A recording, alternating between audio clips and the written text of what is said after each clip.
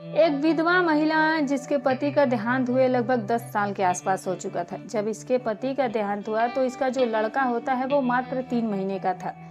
अब वर्तमान में ये महिला 40 की उम्र के आसपास हो चुकी थी और लड़का भी अब धीरे धीरे करके 10 से 11 साल के आसपास हो चुका था। लड़का भी बड़ा हो रहा था, लेकिन एक उम्र में पहुंचने के बाद महिला को कहीं ना कहीं एक जीवन साथी या एक ऐसे पुरुष की तलाश होने लगी जिसकी उम्र जो इस उम्र की जो उसकी जरूरतें है वो उसे पूरा कर सके।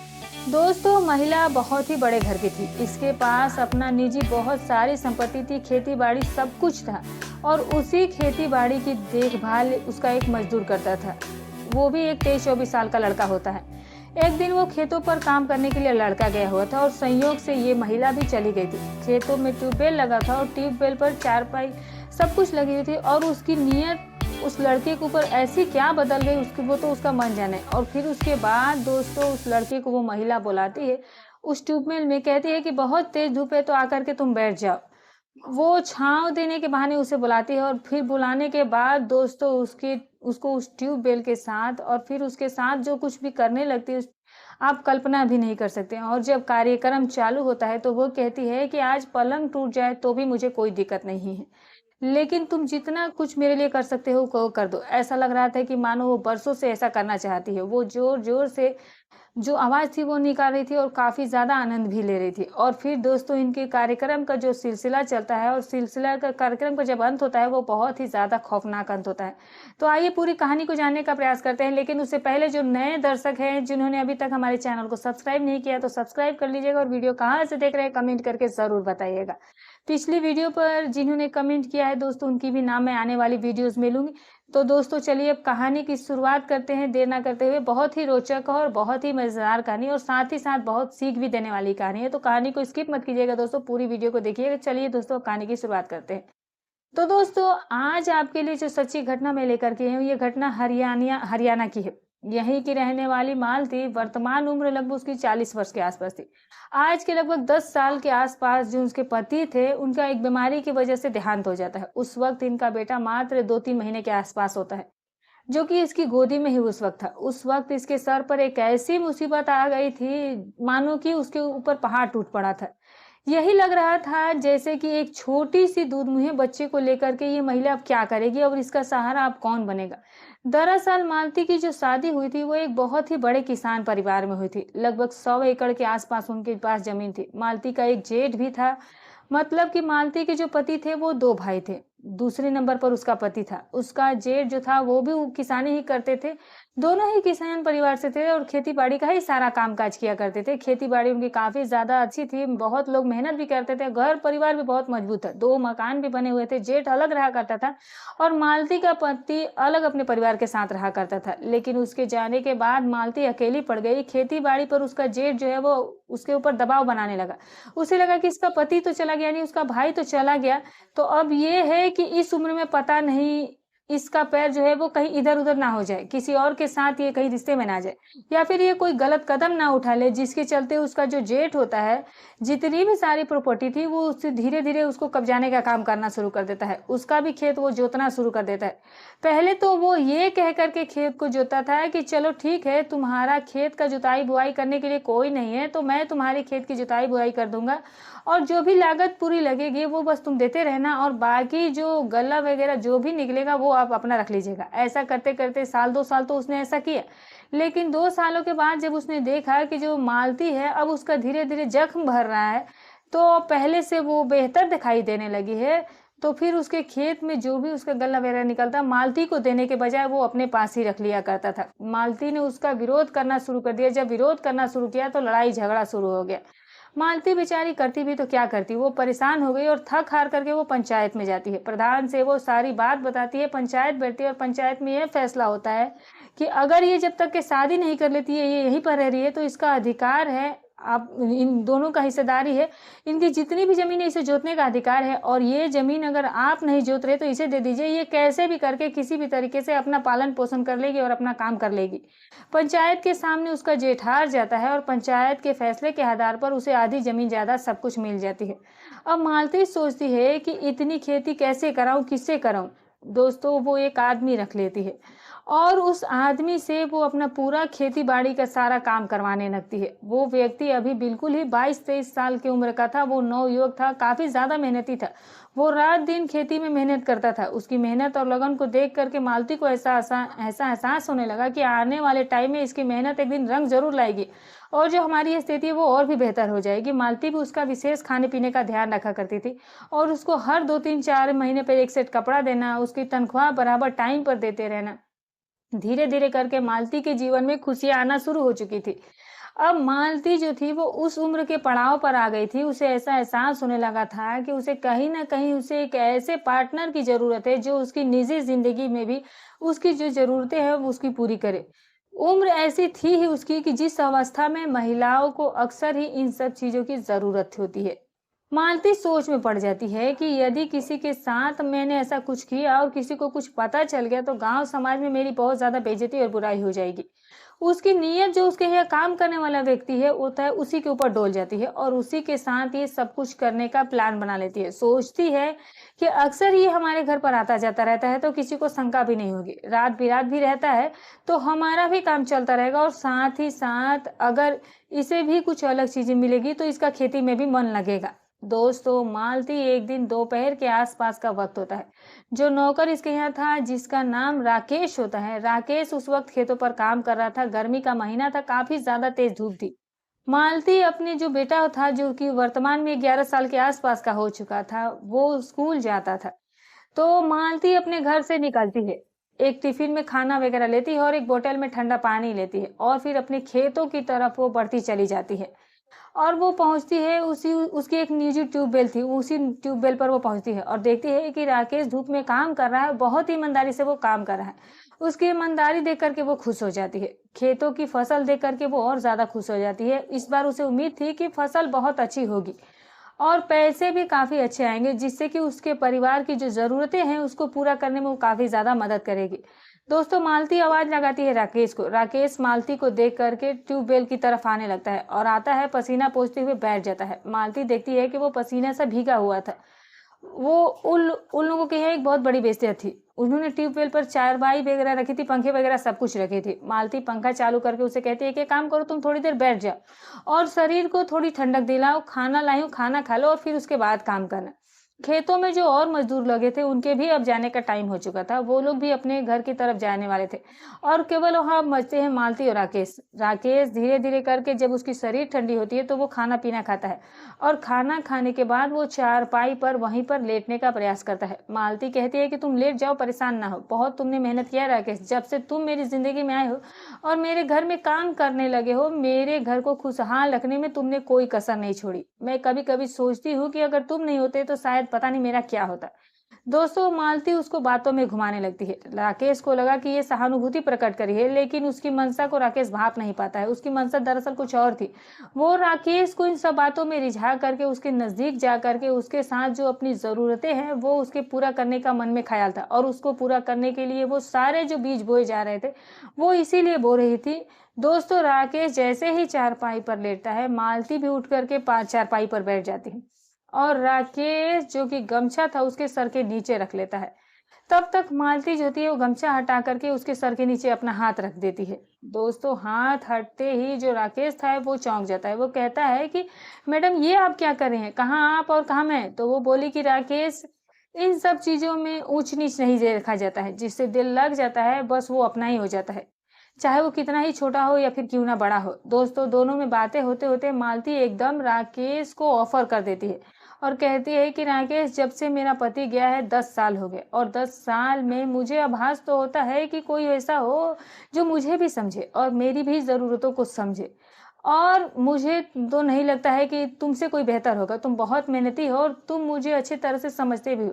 मेरे खेतों का भी बराबर ध्यान रखते हो, बच्चे का भी ध्यान रखते हो और इतनी मेहनती और ईमानदारी मैंने आज तक किसी में देखा नहीं। थोड़ा-सा तुम मेरी भी ख़्याल रख लिया करो। तुम्हें नहीं लगता है कि मैं तुम्हें पसंद नहीं लगती हूँ? राकेश कहता है कि आप बेहद खूबसूरत हो, आपको तो हर कोई पसंद कर लेगा।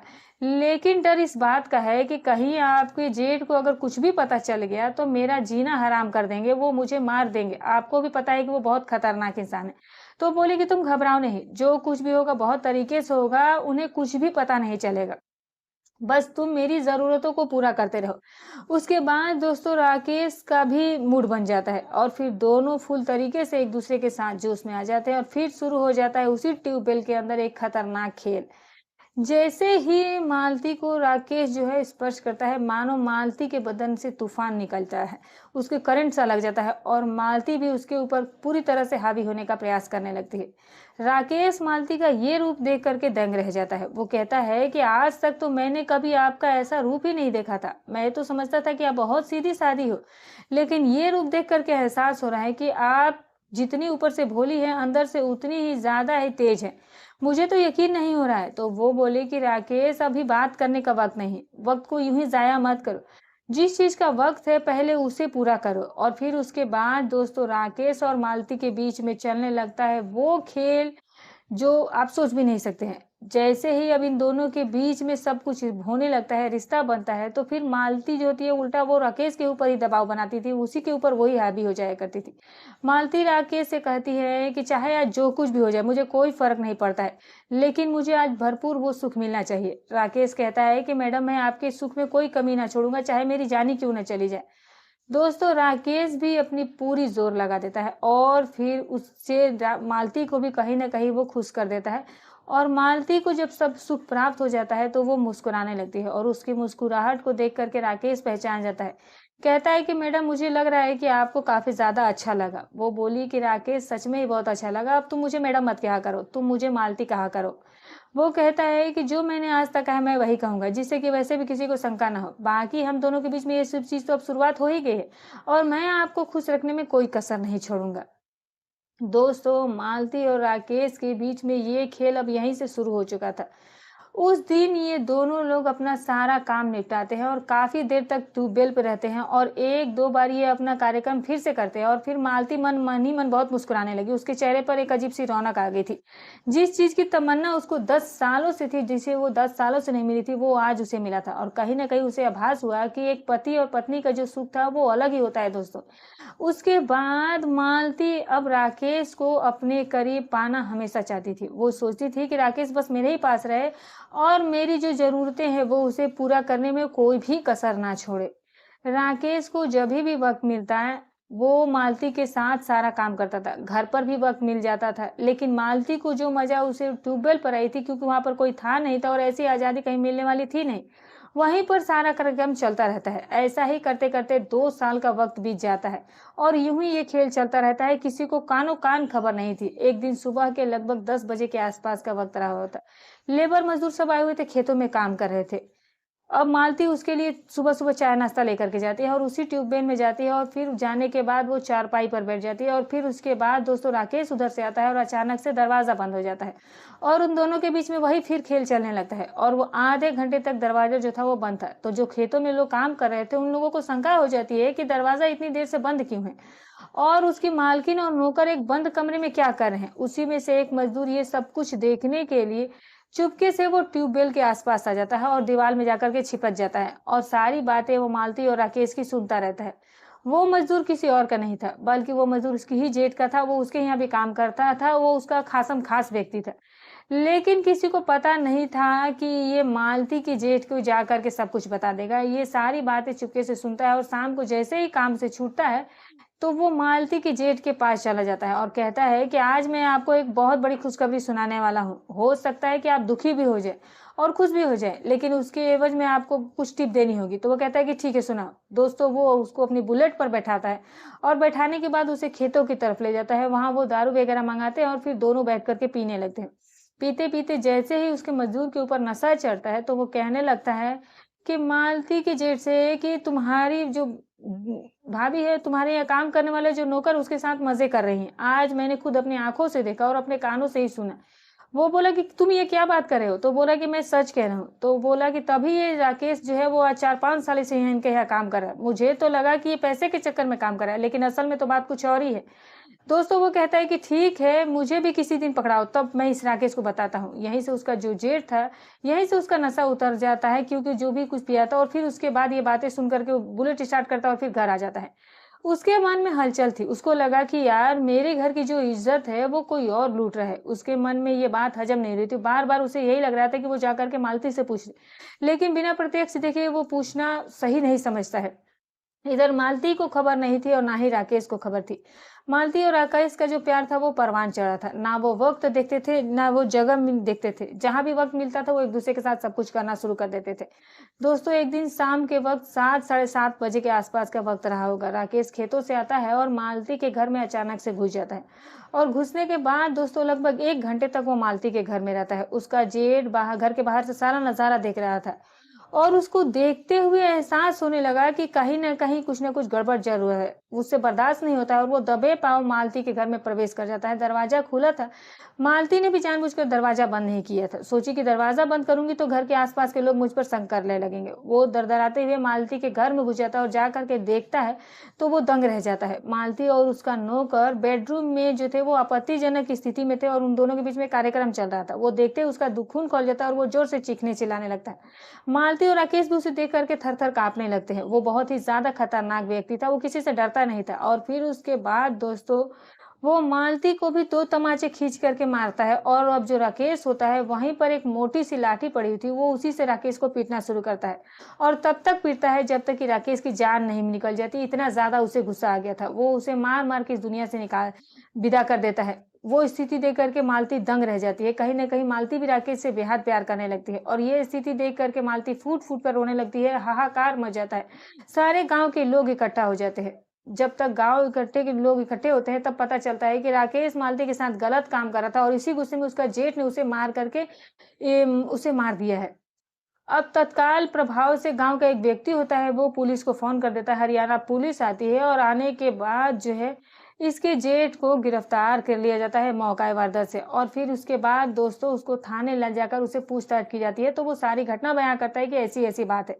पुलिस कहती है कि अगर ऐसी बात थी, तो तुम्हें थाने में एफआईआर दर्ज करानी चाहिए थी। तुमने कानून को हाथ में क्यों लिया? कानून तुम लोगों के लिए नहीं बना है कि तुम लोग कुछ भी गलत कदम उठा लो। दोस्तों अब 1-2 दिन तक वो थाने में रहता है। बात जब गवाही की आती है कि गवाही देगा कौन? जो मालती थी वो डरी सहमी सी थी। वो सोच रही थी कि गवाही दूँ या ना दूँ? अगर गवाही दे दूँ तो शायद ये मुझे भी मार देगा। लेकिन मालती को गम था राकेश के जाने का। इधर गाँव वाले भी मालती के ऊपर दबाव बनाने लगे कि राकेश ने जो कुछ भी किया वो गलत किया और तुम्हारे जेठ ने जो किया वो सही किया। तुम्हें अपने जेठ का बचाव करना चाहिए। अगर तुमने उसके खिलाफ कोई सबूत दे दिया, कोई गवाही दे दी, तो हो सकता है कि वो तुम्हें भी मार दे और तुम्हारे बच्चे को भी मार दे। वो काफ़ी ज़्यादा खतरनाक है, उससे दूर रहो।